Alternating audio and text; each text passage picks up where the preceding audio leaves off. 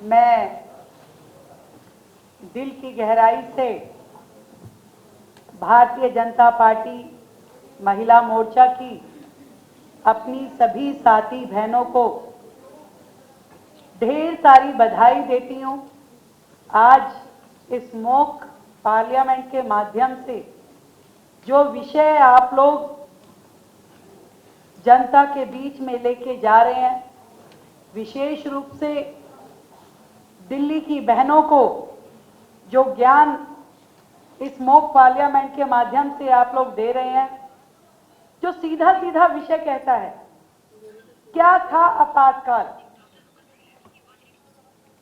गृहिणियां अपने कामों में लग जाती हैं, घर परिवार संभालने में लगी रहती हैं, उन्हें शायद ध्यान भी ना हो कि भारत में एक समय ऐसा आया था जब पूरे के पूरे देश को जेल बना दिया गया था, कैद खाना बन गया था भारत। और हर एक वो व्यक्ति जो सरकार के खिलाफ या उसकी मनमानी के खिलाफ या उसके निरंकुश व्यवहार के खिलाफ आवाज उठाता था, उसको उठा के जेल में बंद कर दिया जाता था। ना कोई अपील, ना कोई दलील, ना कोई मुकदमा, केवल नाम तय थे। ये वो लोग हैं जो देश हित में बोल सकते हैं, मात्र ये कारण। और लाखों लोग रातों रात जेलें भर दी गई, किसी से कुछ नहीं पूछा गया। घर परिवार के लोग रोते बिलखते रहे,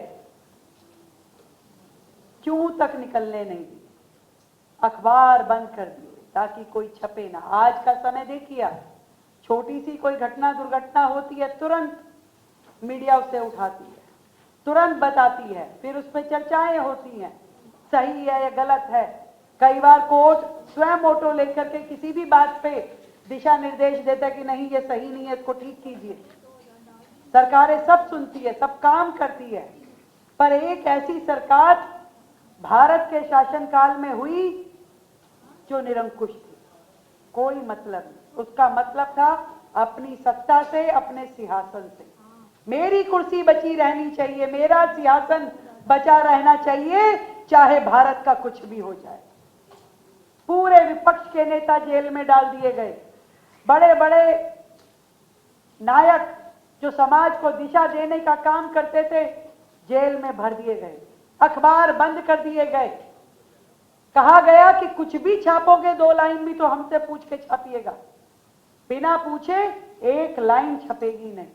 ताले लगा दिए, पिक्चरें बंद कर दी कि पिक्चर के किसी सीन में कोई सरकार के खिलाफ बात ना आ जाए। मनोज कुमार जैसे अभिनेता जो देशभक्ति की बातें करते थे, देशभक्ति की उनकी सैकड़ों मूवी आती थी, उस समय की उनकी पिक्चरों पे बैन लग गया।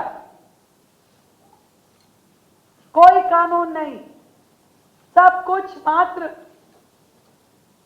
प्रधानमंत्री इंदिरा गांधी जी के कहने पे चल रहा था। कोई आवाज उठाता था उसे कुचल दिया जाता था। लोगों ने आवाज उठाई कि देश में भुखमरी है, बेरोजगारी है, गरीबी है, उसकी ओर ध्यान नहीं जा रहा। उन्होंने कहा कि गरीबी नहीं रहेगा तो गरीबी भी नहीं रहेगी, नसबंदी पकड़ पकड़ के लोगों की शुरू करवा दी, यहां तक कि बच्चों की, युवाओं की भी।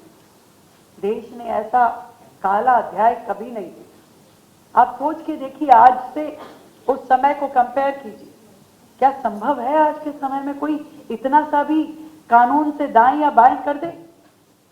संविधान को पूरी तरीके से गला घोट दिया गया, कोई मतलब नहीं था, कोई आवाज नहीं उठा सकता था। और ये सारी कहानी 2, 4, 10 दिन की नहीं थी, 2, 4, 10 महीने की भी नहीं थी, 21 महीने तक पूरा ये षड्यंत्र चलता रहा। ना शासन बोला, ना प्रशासन बोला, ना जुडिशरी बोली, ना मीडिया बोला, सबकी जुबान पे जिप लगा दी गई, कोई कुछ कहने की स्थिति में नहीं था। ऐसा आपात था।